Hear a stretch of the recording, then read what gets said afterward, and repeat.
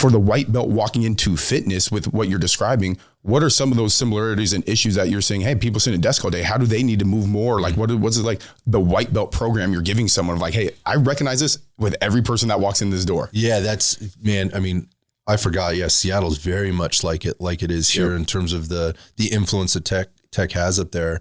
And the similarities basically are people are very deconditioned. They're very deconditioned. The similarities also in the goals that they're looking for. When I say deconditioned, they just don't move, and they're very apprehensive about moving. And for a lot of these people, a lot of the people here in Silicon Valley are not from Silicon Valley. Right. They're from all other places. They've been transplanted in here to work for these tech companies. Totally going to interrupt. Yeah. When you say deconditioned, do you mean, is that culturally those people didn't grow up doing athletics, or is it a mindset that after they got into the workforce, they just totally stopped moving? I mean, how do you describe both. that? It's both. And I think that's the transplant piece has a lot to do with the cultural piece. Okay. Just in kind of what we're seeing here. I mean, many of the folks that we see coming in have never had even maybe an opportunity, or they were never encouraged to be involved in any kind of an exercise program, or athletics wasn't even a thing, right? Right. And so they're being introduced to how to move their bodies at a very late period in life. I mean, those critical years, formable years, when you're a kid, very small kid, learning how to do that stuff and being encouraged to do it. Parents, get your kids out there on the soccer field. Even if you didn't play soccer and you don't understand a thing that they're doing, get them out there and get them moving around. Because I have to tell you, so I have a 9-year-old stepdaughter. We got her playing soccer a couple of years ago, and if you came into the gym and watched her, and she's swinging from the bars and the ropes and running around, setting up hurdles and whatever. Doing what kids should do. Doing what kids should do. She's playing. It's organized play, right? But we go out. She was on the soccer team 2 years ago, and now actually last 2 years.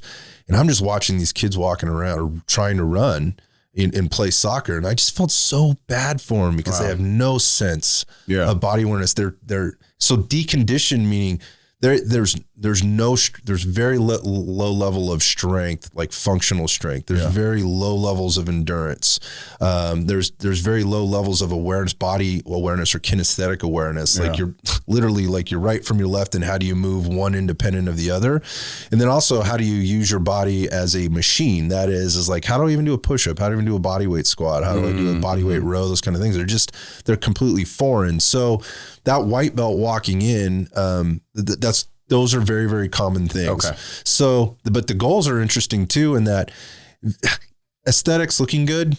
So, I use this thing called the triangle of awareness, as I've heard it referred to. I think it's the easiest way to describe it. I've called it something else previously, but triangle of awareness is what type of goal are you trying to achieve, right? So you got three sides of the triangle. Yep. And these probably won't be very foreign to people, but one of those sides is going to be your performance goals. Like for you want to perform on the jiu-jitsu mat. Yep. Right. So you could have a very specific goal of, I know I need more endurance, I need more strength in order to move up the ranks or compete against these particular fellas, in this particular area of the mat. Like, cause every time I go over there, I get my ass kicked, and I know they're just way stronger than me. So we're going to put together a very specific program to increase your strength while not taking away from your jiu-jitsu. That's a performance goal. Running a 10K performance goal. Right? Okay. Climbing the big hike with your family. And setting that goal is an important aspect. Just whatever it may be, you have to set one for that. 1,000%.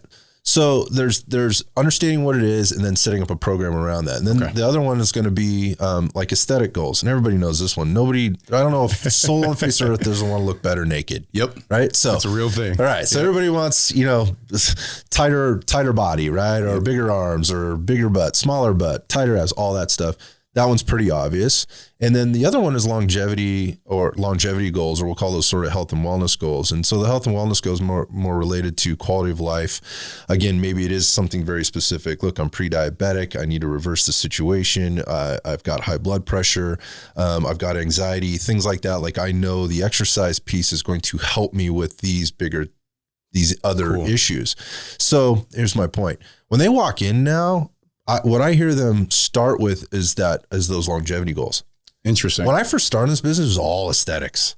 Right. It was like, a different side of the triangle. Yeah. I want to look like that guy. Right. Yep. Or, I want to look like you at the time, or whatever. And it was ridiculous. Like that's how people would pick their coaches. Like they'd go over to the wall. They look at all the pictures with the people in the tank tops or literally with their shirts off. And these pictures go, oh, I want to look like that guy. So I want to train with him. It's fucking ridiculous. There's no rationale to that at all. But the point of that the point of that is like people are coming in with more of those types of goals. So they're very similar in that sense. Now, aesthetics is still part of it, right? And the performance comes in with the strength and things, but by increasing or by, I guess, challenging and really focusing on the health and wellness piece, those other things tend to come along. So the other thing is I'm seeing is they're very stressed.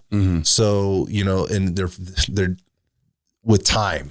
So they think they have to come in and go like 5 days a week in order to get in shape. Yep. No, dude, let's just start with 2, man. Cool. And we'll kind of go, we'll build a program around what you can reasonably do, what fits into your lifestyle, what's, what your family can handle you being away from them for an hour or whatever else. And in that time, we're going to get you really focused. So those are the types of things that I typically see. And to your point, you need to evolve as a business to be able to cater to the needs from a business perspective. Correct. Look, when I was a young guy, I wanted to coach just athletes, and I did for a while. But you know what? They don't stay and pay. They don't pay the bills. No, nope. They don't stay and pay. They generally don't, unless you're with very, very high level pro athletes. They don't make a lot of money, and they're constantly being traded or chasing the dream. Yep. So I recognize real fast, like there's not a lot of stability in this. Now, they do come through the gym on occasion. I love having them. It makes it really fun. It's, it's sexy, right? But that's not the basis of it. Correct. I want to talk about a different white belt into fitness because I think I got lucky and found, I played sports, basketball in high school, middle school and high school. Didn't end up playing my senior year. And that's actually when I found lifting. But then I really found martial arts around 20, 21 years old. Well, the other sort of white belt who may walk in the gym as an adult is, and it sounds like you made it through this phase, luckily, where I have plenty of friends who were wrestlers in high school, or they were high level competitors in high school, college, and they maybe hit that burnout. And now they're at 25, 28, 30, way out of shape. They got that burnout. They don't take athletics seriously anymore. Do you have ways people may overcome that burnout to walk into the gym for the first time again, and or maybe talking to those younger kids right now, hey, the 18 to 22 year olds, where it's like, hey, that sport isn't going to be the rest of your life. How do you get through that stage? Yeah, the first thing is, and that's a tough one, is put your glory days behind you, because that's, like I hear that a lot. Like, back in college, I used to do this. Well, the reality of that is it's 10 years later, man. Like life is way different. You're way different. Body's way different. I see people like that, high achievers in athletics or whatever. I was definitely one of those guys who just wants to go all the time. And you're constantly trying to get back to where you were. So that's what I kind of mean by let's put the glory days away. Those are over. It's got to be different now. You need to accept exploring a different pathway, and don't choose the popular thing because you think it's going to be the right thing for you. Take a few steps back. Let's peel back the layers of the onion, because if you are that out of shape, there are going to be things that you're going to want to be very aware of. Like, look, dude, going from 0 days a week of working out to 5 days a week working out, even though your body can do it, doesn't mean you should be doing it. Right.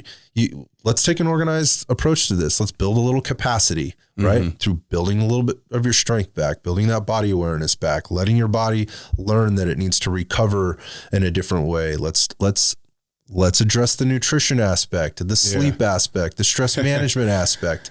Let's look at things you probably didn't give two shits about, when you were wrestling in college, because you didn't have to. Your body was more resilient then. Like you just did, the hormone levels were different then. You're giving your body ability to do things differently. It's just not the same anymore. So starting with an organized plan rather than jumping from the frying pan into the fire. I see that happen all the time, and what it ends up doing, inevitably, it ends in disaster. Yeah, and that's super unfortunate. And I feel like at times through jiu-jitsu or fitness because of injury, like I did the same thing. Cool, well, my knees hurt, so I'm just going to go lift or work out some form or fashion every day. Well, to one of your big points is not taking the most important thing seriously is respecting recovery.